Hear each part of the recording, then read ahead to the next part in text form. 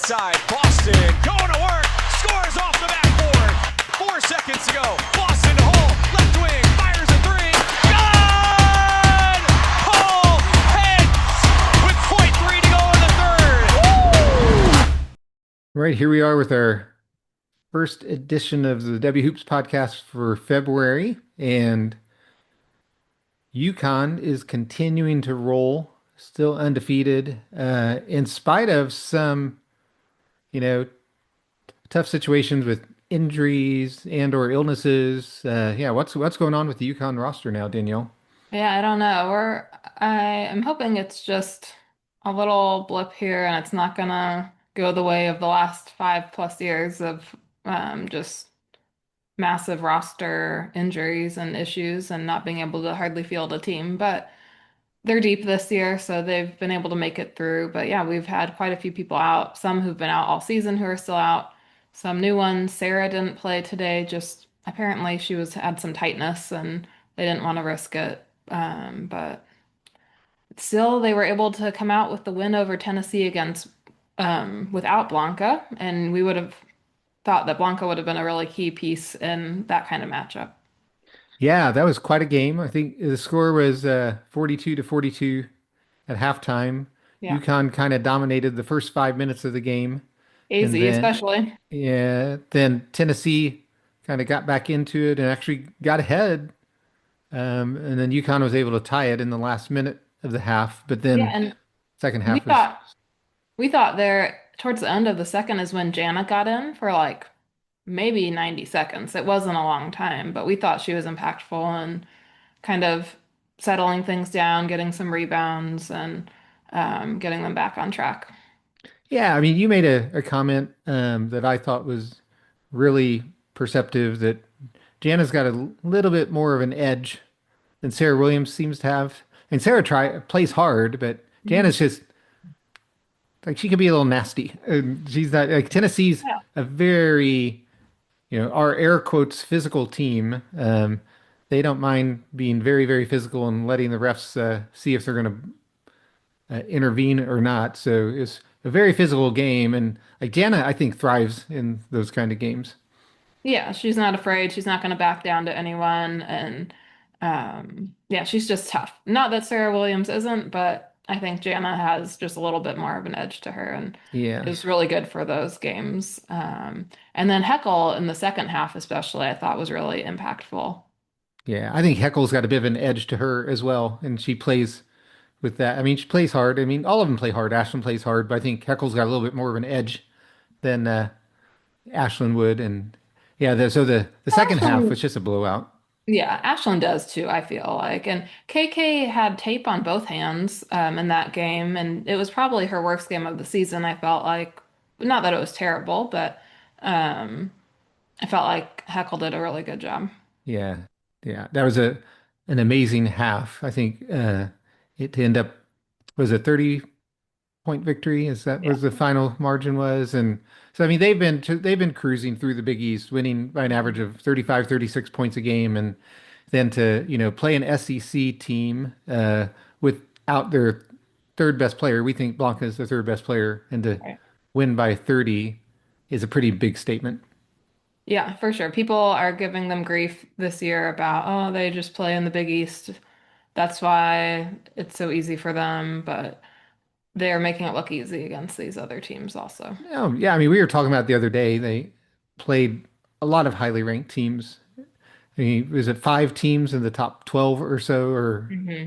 somewhere? Or Tennessee's down to 19 now, I guess, but four in the top 12 and Tennessee, and they played Notre Dame, who normally would be a top 25 team as well. So, Right. yeah, they are blowing out good teams, and I think Michigan's the only team that has had a close game with them all year. And that was just some fluky third quarter shooting, I think that led to that for UConn.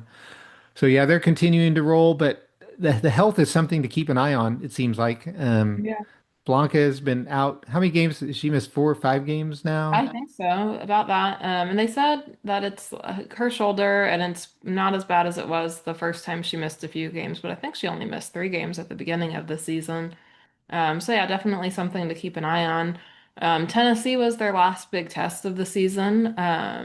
They don't play another ranked team until the tournament, so they hopefully, I'm hoping they at least get her back by the Big East tournament to kind of get her some game action, knock the rest off, and then um, be ready to go for the NCAA tournament.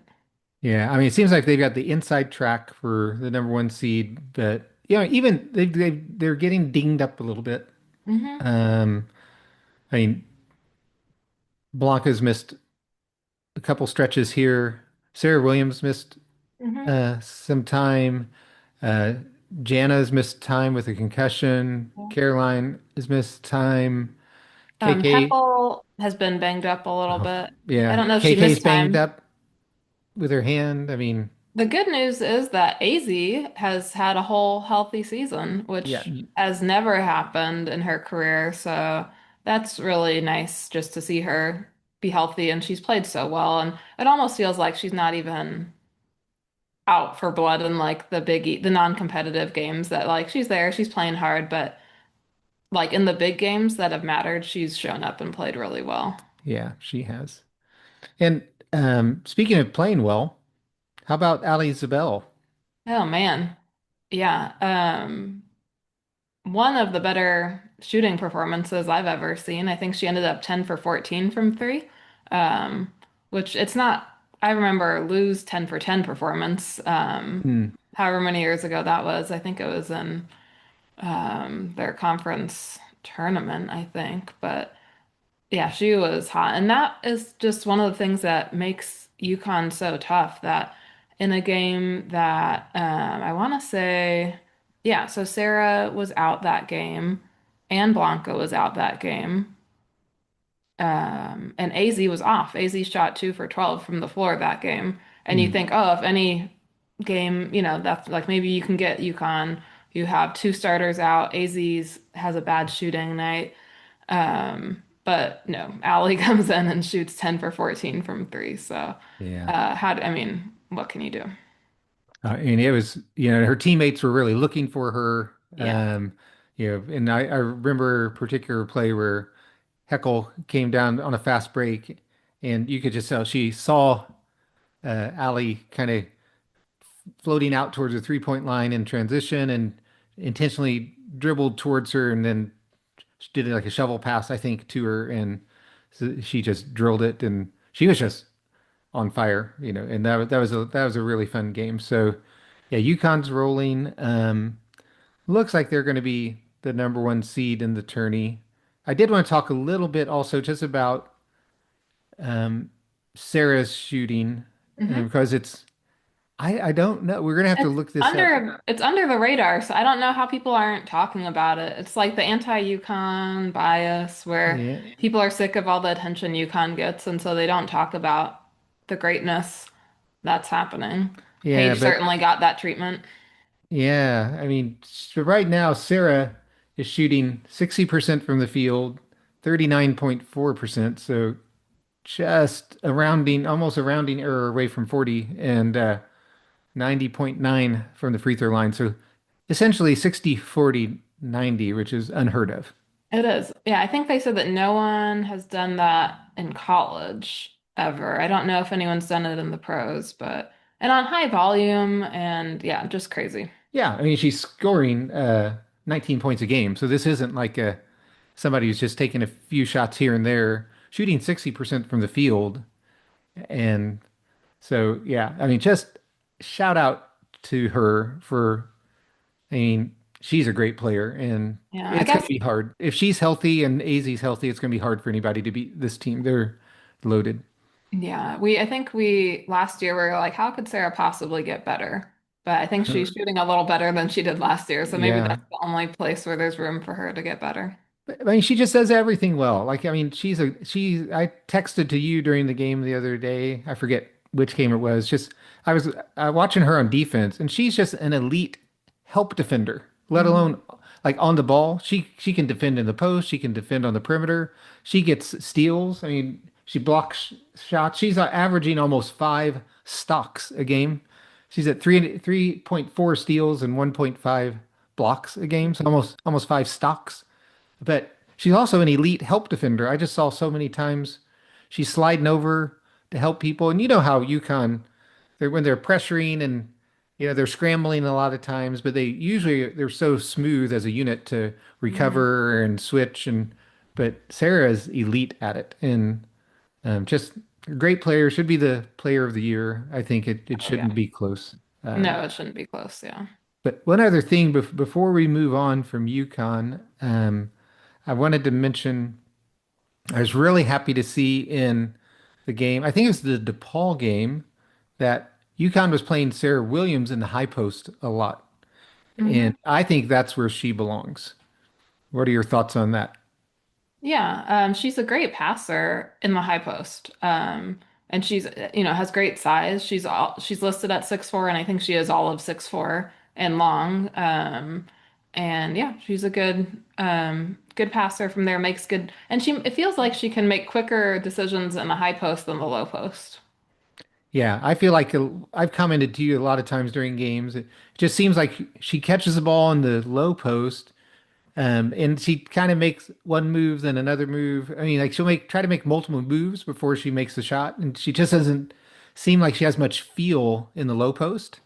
And it seemed to me like in the DePaul game that they were playing her way more in the high post than they were. And I think that's where she belongs. Like Sarah Strong is their best low post player Yeah. by far. And then if you put but you can play Sarah four out, right? Or you Yeah, can put or Sarah in the low you post can and put go double big and put Jana in the low post. sure, you could put Janice. I think Janice makes more decisive, quick moves in the low post than Sarah Williams does. But in the high post, I love it. I love that look, and I hope Gino will keep doing that because I think it's just a more effective use of the skill Mhm. set that she has.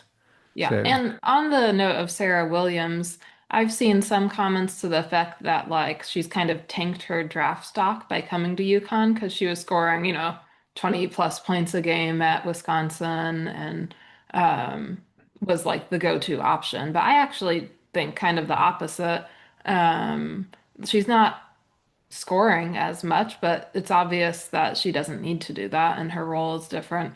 And if she has come to UConn and Gino has trusted her enough to start her, I think that'll say more to WNBA, executives who are looking at who they're going to draft.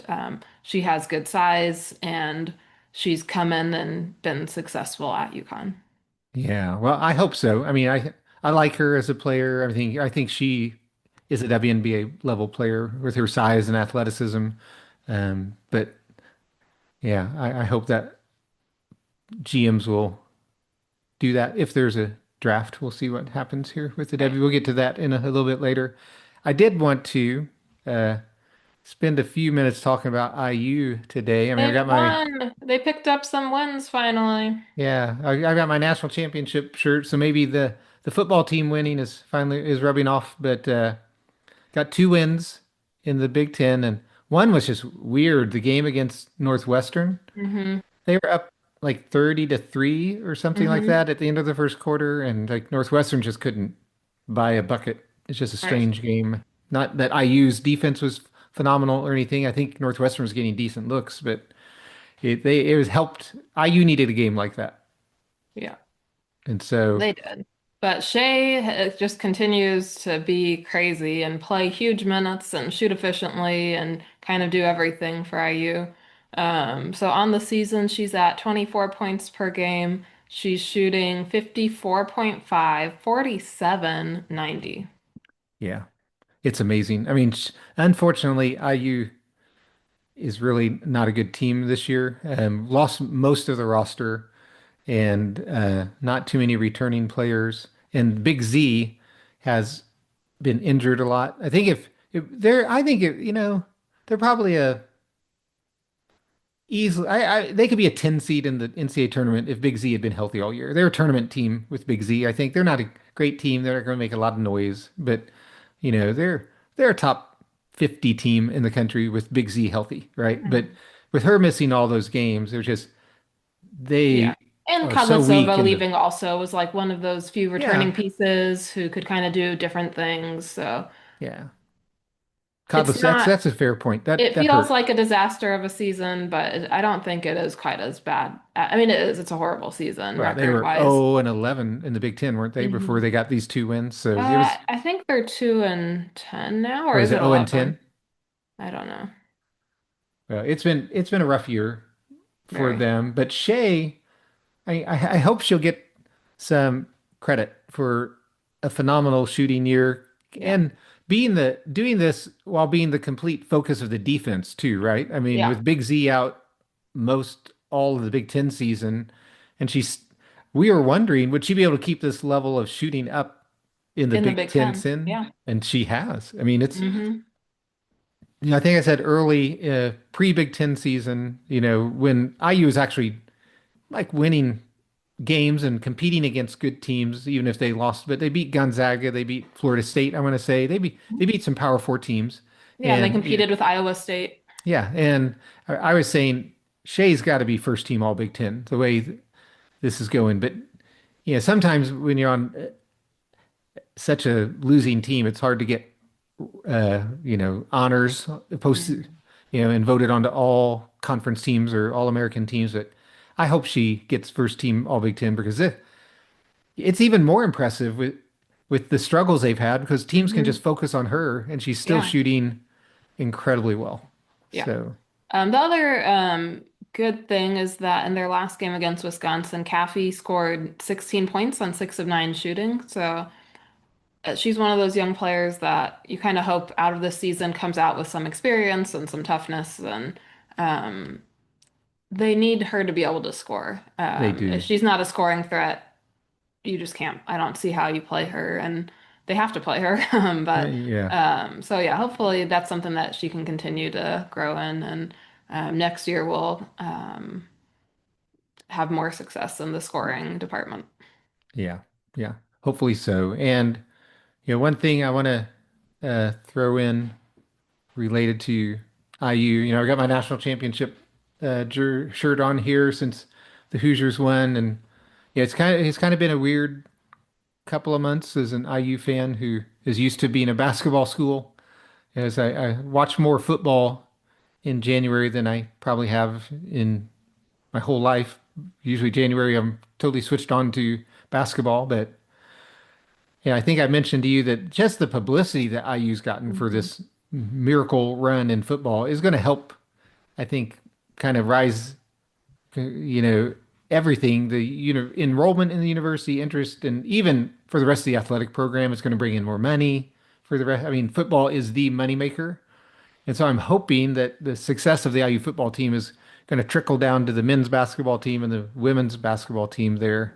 Um, because, yeah, it's just great success and publicity and the money that it brings in should really help them on the getting better players in and getting, people to pay attention to IU as a sports team. Yeah, and like just the way like the IU fans showed out at all those games and everything, like I think is attractive to prospects. Yeah, I hope so. And the highest ranked uncommitted player is this Sarah Okeke. I don't know how you say her name, but she plays at DME Academy where Gigi Battle, who's an IU commit, plays. And she's got IU and UConn are like two of her final five teams, I think. She has good So, taste. yeah, that's right. So hopefully, one of our teams will get Okeke. She's under the radar a little bit because she's, international player and has just come into the States to play her senior year of high school. But yeah, maybe Gigi Battle can sway her over to if IU gets her, that would be a huge get because they've already got the best recruiting class they've ever had, the highest ranked Mhm. recruiting class. And if they get somebody like her, I mean, that would be huge. But if Yeah. UConn gets her, I'd also be very happy about that. So Yeah. hopefully one of those teams will get her, and IU will be hopefully a much stronger team next year. Hmm. One other thing, before we switch over to the WNBA, I wanted to take just a minute to. We're getting close to March. It's already February 7th, which is hard to believe. The time's flying by here. So we're going to be looking at the tournament, and with Texas beating LSU, the other day. It seems like the top four seeds are pretty locked, don't you think? I think so. I think the only question is the order, and the order actually is pretty important for South Carolina and Texas, who has to fly to California for the Hmm. regionals, right? Um, You would but think, yeah. yeah, it looks like to me, I think it's the only way to me that UConn's not the number one overall is if UCLA goes undefeated the rest of the way. I think they have a good case to be the number one overall if they go undefeated the rest of the way. But if they go undefeated, they're going to California. And Right. UConn's still going to Fort Worth, so it doesn't matter if UConn's two Hmm. and UCLA's one, right? So Right. then Yeah. it's is South Carolina having to go cross country or is Texas? And Fort Worth is obviously closer to Texas, so Yeah, it's to just a few Austin, hour drive from Austin. right. Yeah. So that's kind of, I think, what it's going to come down to is who's going to win the SEC. And they're saying in Texas, I think. But it Mm. does feel like it's almost impossible for one of those. I think LSU would have to win the SEC to get into the top four. Oh, to win the SEC tournament, you mean? Yeah, Hmm. I Yeah, think but so. yeah, I mean, they could, but yeah, I guess it's going to depend on um, what their final regular season conference record ends up Sure. at. Yeah, if they That, go, if they don't lose, if they don't drop another game and they and win the they win tournament. the SEC, I think they get a one seed. I think whoever wins the SEC most like, even I don't know if that's the best metric, but it's just like that recency bias. Like Yeah, even if South Carolina wins the regular season SEC and Texas wins the tournament, I think Texas probably gets the higher seed. yeah, yeah. They are voters do tend to have a recency bias, so yeah. So I think but it seems like right now it's pretty strong odds that it's going to be UConn, UCLA, South Carolina, and Texas as the top four Mhm. seeds. But another thing I wanted to ask you about is, who will be UConn's two seed? And you look at the rankings right So do as we of say today. the current next, so it's LSU, Louisville, Vanderbilt, and Michigan? Yeah. Yeah. So I have a theory that the committee, in spite of all their protestations to the contrary, that they don't try to create narratives. If they can, they'll do everything in their powers to have Vanderbilt be the two seed for UConn because of the coach. Yeah.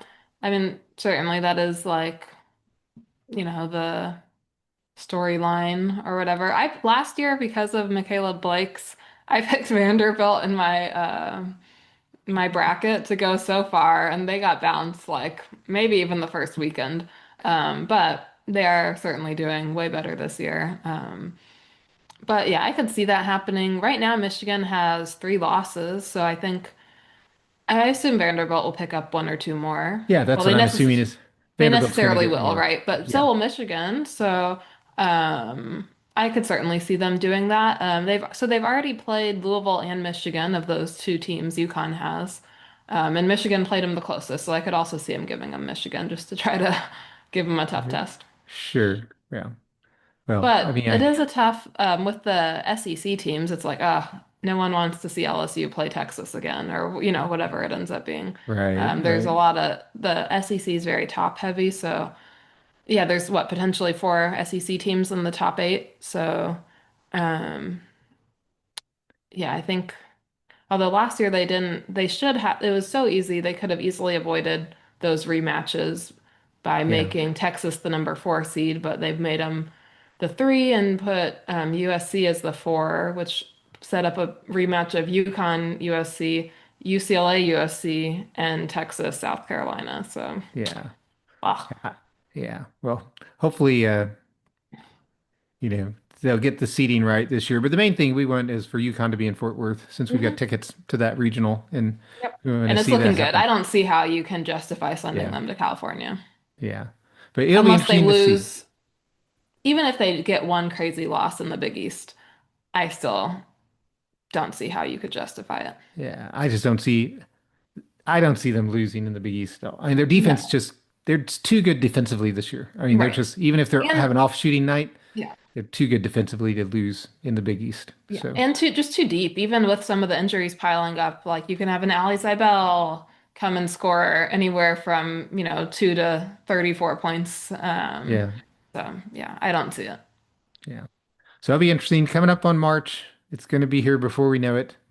Um, so great month of the year. So I did. There've been a couple of things, in the past week or so with the WNBA that I wanted to talk about with you. And one is Caitlin Clark, Sunday night, 6 days ago, was on the NBA pregame, and there's a little bit of controversy around a question that was asked to the two NBA guys who were on that game with Reggie Miller and Carmelo Anthony, and Reggie had a really strange response to the question.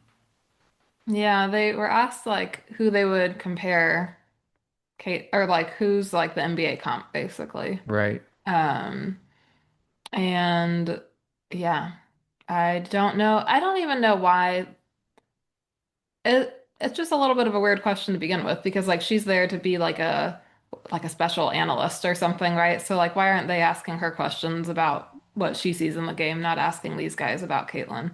But they were like for all the controversy surrounding Caitlyn, it did feel like they treated her very well and like had very positive things to say about her. So that was nice to see in the media.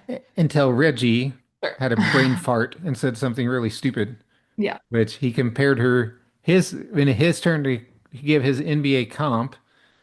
Like it seems like a layup to me to say Steph Curry as the NBA Yeah. comp. Not that she's not as good as Steph yet. I mean, Steph's been in the league, Yeah. for a long time. He's won 4 championships, and maybe those guys were afraid to say that because of the, high view that everyone has of Steph. But Sure. that seems Yeah, like if a you say layup. Steph, then all the comments are going to be, "Oh, she's not as good as Steph," and people are going to tear her down for that, right? Yeah, So so maybe maybe it they was were 3D afraid. chess.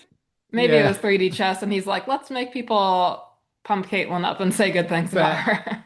in, he said Peyton Pritchard, who's like Yeah. until this year was a sub for the Boston Celtics, Right. and he was best known for being the guy when there was 2 seconds left at the end of the quarter, they would bring him in to take a half court shot because they drew up special plays for Peyton Pritchard to come in and play 2 seconds. Range, hey. Range, well, I mean, Steph has range too. Right. Oh Steph and man. Caitlin Clark do Yeah. not come in off the bench at the end of the a No. quarter. And But Pritchard is to starting this year, but I mean, yeah. come on, man. Yeah. Reggie, To get that's one of it the was worst takes I've ever seen in my life on it was live bad. camera. It was really bad. And it's like surely they prepped did they not prep them for that at all? They got to prep them, right? They've I got don't to know. prep these guys. I mean, if not, bad on the producers, Yeah. right? I Right. mean, if so, it's either the producer's fault or if Reggie had time to think about it and the best he could do is Peyton Pritchard. I mean, wow, that's just That's a really rough. bad look. Good for Caitlin had I guess he made like a buzzer beater shot, like the next day or something, and Caitlin like retweeted it with some smiles. So like, I mean, I think that it'll just kind of be a running joke for a while. But yeah, it's a bad Well, hey, take. well, And then it's a the other joke. guy, the Yeah, other guy said Luca, which is yeah. better, but still not great. No, For Luca, you can certainly see you see the you can range. see there's There's ball like dominant. the mentality kind of, the ability to sell out a crowd. Um, Luca was a but much better comp, yeah, but it felt like passing. Carmelo just said Luca because she said something about Luca like a minute before that. Yeah, yeah. Someone who's like she watches to try to grow her game kind of thing. Yeah, so I felt like Carmelo just said Luca because she said Luca, Right. not because he had really thought it through. I mean, to me, if you think it through, again, she's not on the level of Steph, uh, but it's the Well, style of, yeah. you know, the style. There are some stylistic differences, but there's some Mhm. stylistic similarities, and the level of popularity, and particularly to me, the impact she has had on the game and the impact Hmm. Steph's had on the game Hmm. are like the two biggest parallels. Like Steph Yeah. has changed the game of basketball, right? Hmm. And Caitlin has changed women's basketball. Yeah, absolutely. Yeah. So yeah, their impact, the range, the passing, The the gravity the impact they have on defenses just with their gravity. I mean, mhm. really Their the bad whistles, yeah. they're Where and they not like neither of them are the strongest defensive players. both high IQ. So like there's a lot that you can certainly I say. mean, it's to me, it's the closest parallel, and it's an easy It's layup to say really Steph. it's like the difference in like off ball and on ball and move like that kind of thing That's where the Steph only big difference. Mhm. Steph still's a good passer, but he And just isn't. efficiency is the other big difference. Steph is a more efficient shooter. Yeah, but I mean, that's fair. That's fair. But the big difference is that Steph plays more in a motion offense system. He's off the ball more, even though he's technically a point guard. He's off the ball Yeah. more than Caitlin is. But in crunch time in a lot of games, Steph's on the ball. They've Yeah. got the ball in Steph's hands, and Right. that And the other difference too so far is winning. But I think that's coming sure. for Caitlin. Yeah, yeah. I mean, Steph didn't win in college either, and he didn't win Right. his first few years in the NBA. Yeah.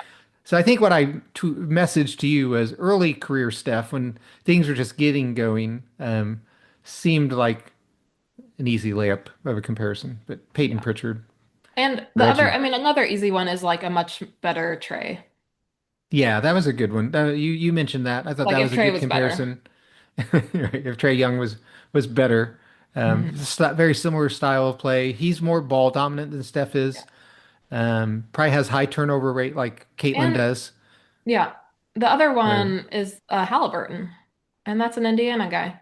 They certainly have similarities. yeah, And yeah, Halliburton's maybe a little more of a passer, but he can put it up too, and he yeah. has He's the not range. probably he's probably more of a passer than a scorer. He can score, First. but Yeah. he's a pass first guy. So Where they both have elite skill in both areas. yeah, but I still think I mean, just a terrible take by Reggie. I mean, and I like Reggie. He was an Indiana guy, and even though he's from California, kind of really appreciates Indiana and Indiana fans. So got a great deal of appreciation for Reggie, but that's one of the worst takes I've ever seen in my life in Yeah, basketball commentary.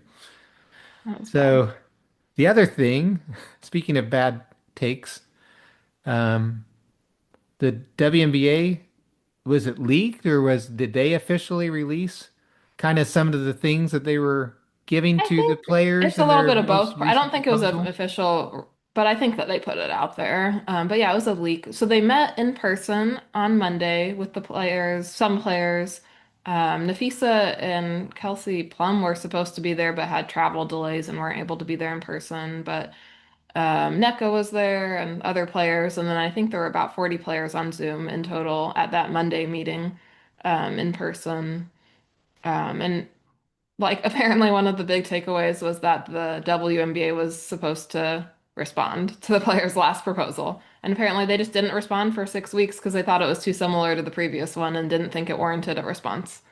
It's like it could Wow. have at least warranted a follow-up and been like, is there any difference? Like so the communication there has been very bad. But yeah, then they put out a list of 30, was it 37 odd things that they're proposing. And some of it sounds good, some of it's kind of weird. It doesn't say what kind of like percentages they're talking about for the revenue sharing. And then there's like a couple, like the very last one is free league pass. They should have hit Yeah, that in the that middle or just not even. not. I mean, that doesn't deserve to be a serious. No, If it's you're like, talking about millions of dollars in yeah, salaries and trying to really say, look at how much we're giving these players. I mean, what a bad look to it's like include. $35 a year, if Yeah, that. I mean, Yeah, it's comical. I it is. mean, It's what we're embarrassing. it is. I mean, that just again, what bad leadership to allow something like that to get out, and we're gonna, or even if they've really offered that to the players, we'll give you free league pass. I mean, You're right. Well, I've serious? heard like I mean, they have to, it makes sense that they would provide it Well, of because course like they to do should provide it, scouting, yeah. but I mean, what they are they going to Why put on? haven't We'll give you they? free socks. We'll give Right, you. I mean, right. what's the point of putting a free league pass That's on a list crazy. of, can you believe how generous we are in our offers? Look at this, free league pass. Mm-hmm. And you can eat at McDonald's or Um, whatever. I know, it's Come on, crazy. man. This is It's such, it's terrible. like very tone deaf, and like a lot of it Yeah. is. But one of the nice things that was on that list actually was like two developmental players. So I hope that sticks. They're not like fully expanding the roster. So I don't know exactly what that would mean. but to expand the rosters in some capacity. I don't know if the developmental players don't travel, if, I don't know.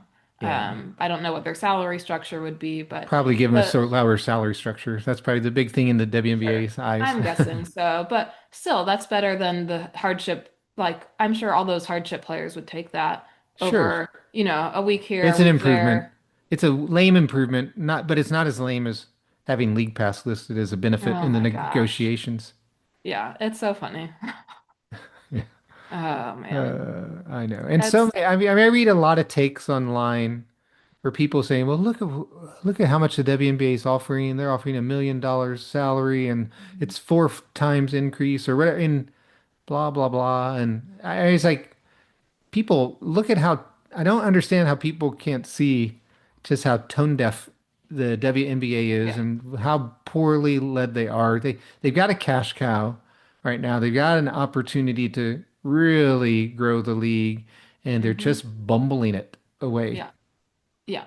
I think the number I saw, it wasn't in that list, but I saw a number somewhere that the league is proposing 70% of net and the players are asking for 30% Gross revenue. gross revenue. And like the league still just isn't disclosing numbers and it's so confusing with the ownership structure. Like they can just make like the owners have massive impact on the net Yes. revenue Yeah. because they can charge rent for the facilities. They can do whatever they want to make the net as small as they want. And Yeah. so the players are right to fight for the gross.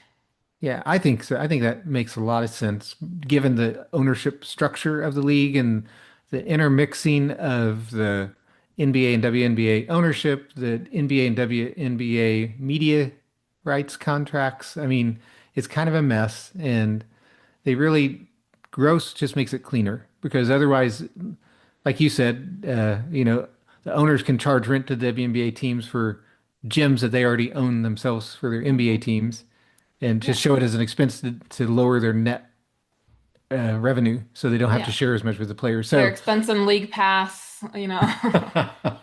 we provided you, and we value League Pass at $1,000 a year. Right. Yeah. League pass prices are going to shoot up. Oh Yeah. So, I man. mean, you can do all kinds of accounting tricks Yeah. to make net revenue look Yeah. lower, whereas Yeah. And gross I wonder if proceeds, there's a middle ground where you could do X% of net, well, X% of gross, or I don't know. I But think the middle ground is to, but the players probably need to come off the gross percentage, but stick to gross. yeah. Don't go to net because net's the owners can play games with, and the owners are already playing games, I think, Oh, and not being transparent. So absolutely. I think stick to gross, but just say, okay, we'll do 20% this year. We want to escalate to 25% in year two of the collective bargaining Mhm. agreement, and we want it to elevate to 30% in year three. Like, Yeah. come down If on the these percentage. metrics are met, Yeah, but stick to. I think they need to stick to their guns on gross revenue because I think otherwise those poor billionaire owners will just play tricks to yeah. keep people making, a couple $100,000 instead of 800,000 a year. They'll do everything in their powers to keep money in their pockets and not, Mhm. players aren't tuning, people aren't tuning in, watching games, going to games, paying money because of the owners. It's Right. because of the players, and the players should get a fairer cut than Yeah. they have. I'm not, they And shouldn't get the level that the NBA players, no, the NBA and is a different, no one is saying that at all. right. But the Um, idea of revenue share yeah, and gross is the way to do it because I for don't sure. trust the owners to give an Yeah. honest accounting of net. Yeah. And no one gives the men a hard time when they're haggling over $50 million and trying to get a little extra there. So hopefully they can come to something soon.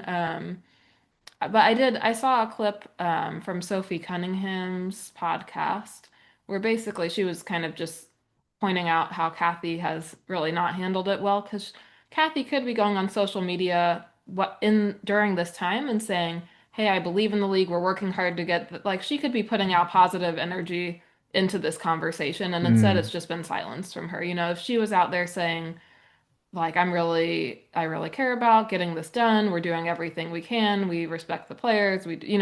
She could be actively trying to make it sound like the league cares about them, but it's just been silence or like weird communication. And like the league dropping the schedule is probably kind of a bit of a pressure for the players to, oh, now there's a schedule and fans are excited. We need to get the season. So yeah, hopefully they can get it because we need to do an expansion draft. We need to do free agency, and they're wanting to start even earlier. So it's like they've got just a couple months. Well, it's just 3 weeks away from March now. I Yeah, mean, things have got to start moving yeah. I mean, I think if they don't have it in now. a week or two, we're definitely looking at a delay. Yeah, at a bare minimum. Yeah. Yeah, I don't know how it can be other than that at this point. yeah. So, all right. Well, any other thoughts on basketball as we're into the first week Just of February here? Unrivaled, just to touch on that quickly, they had the night in Philly and it was like 21,000 something people attended that game and it was the highest regular season one of those like slightly Yeah. caveated records, but Yeah, you have to the put highest eight regular, adjectives in there to make it an attendance record, exactly. right? But for a regular season professional basketball game, it set the record for that for Okay. women. For what? But it also, I On the guess, East Coast of the United States of right, America yeah, in January. yeah. So, yeah. But it looks like it was everyone had a great time, and there were a couple like Cloud and Copper, both from Philly, and Don Staley was there, and Philly is a big sports town, so it looks like that was quite a success, and potentially a blueprint for Unrivaled going forward, traveling to places without WNBA teams. Yeah. Well, you've always said they should go to college towns like Yeah, Iowa, South Carolina, yeah, it's or a I already love women's basketball, and would turn out for things yeah. like that. I mean, Caitlin Clark going to Iowa, they would sell that out. They could play at the football stadium, man, and so they could Oh yeah. sell 60,000 tickets probably I to. think the Fever need to probably move a game to the football stadium. Is it Yeah, Lucas they could Oil? do. Yeah. I mean, I bet people would come. So, Yeah. yeah. And then the other unrivaled thing coming up this week, I believe, or is it next week? It's starting in the next week or so is the one-on-one tournament. And that's kind of fun, just because like it's so brutal. Stewie got swept by Aaliyah Edwards last year, didn't score a point. Right. But they have it divided a little better this year into pods, like based on position. So I think the final matchup will it'll still be like bigs against guards, but they don't have to play the bigs until they get, to the semifinals, basically. But Kelsey Mitchell's the number one seed in her pod. Paige is the number one in hers. Alicia Gray is the one in hers, and Stewie's the one in hers. So that's Okay. about right. The voters did that pretty well. Hmm. But I don't know which one was it? I sent you a picture of it. It was Alicia Gray's pod. They put Alicia at number one, which I think is right. Alicia's been so good. Ryan Howard at two, which you can't really complain about.